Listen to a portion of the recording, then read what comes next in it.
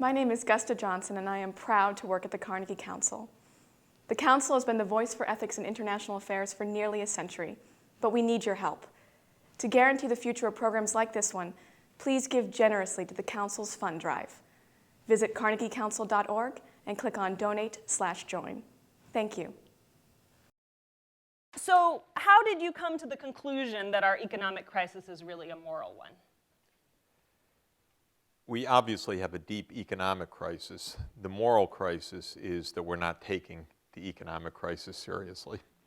And we're not taking seriously the lives that are impaired, the suffering that is real in this country, and the fact that we have a country that has such wealth and such capacity, but seemingly so little taste to solve problems right now. I regard that as a moral crisis.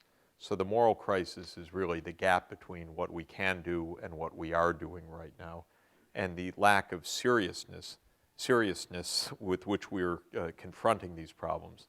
When I hear a candidate in one of these Republican debates sneer, "Get a job," or "That's your own health problem," or the Occupy Wall Street people are lazy or should take a shower, whatever disgusting thing Newt Gingrich said recently.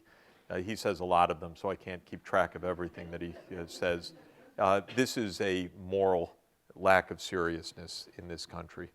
And this is my most distressing feeling because I regard America as a great country and a society that has phenomenal capacity, also a society that has strong values that can be brought to bear to solve our problems, but we are not doing that, and there's a serious disconnect of those who are at the top of power and the top of wealth from the concerns of the rest of society.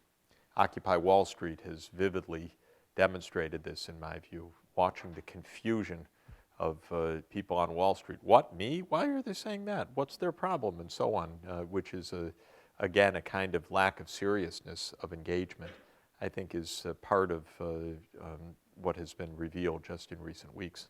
The good, happy news for me in writing this book was that I not only spoke, of course, to lots and lots of people in different parts of the country, but I also read a lot of opinion surveys and a lot of evidence that political scientists and sociologists have garnered. And I was relieved.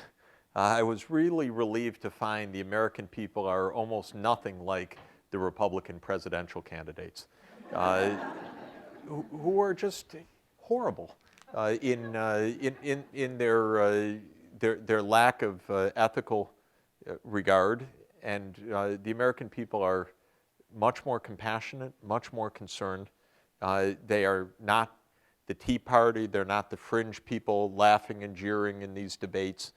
This is really a fringe. Now, it raises lots of political questions. How is it that both our political parties are operating to the right of the center of American values? Very strange, because usually you think about competition between two parties as driving the parties to the center, but I would say both of our political parties operate to the right of center right now. Both of our political parties operate for wealthy campaign contributors and big corporate lobbies, and the American people are just better than that.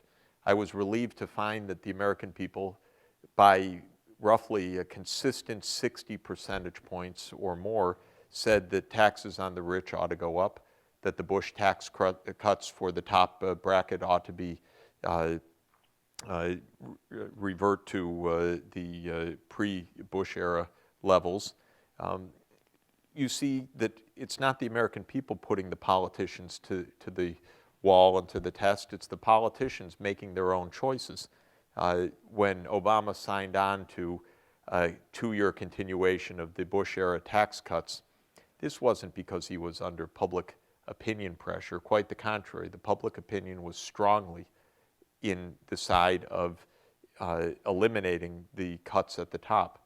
This was because of the political games that even his own party was engaged in, so that he ended up going along with the elite corporate view rather than the mainstream of American values.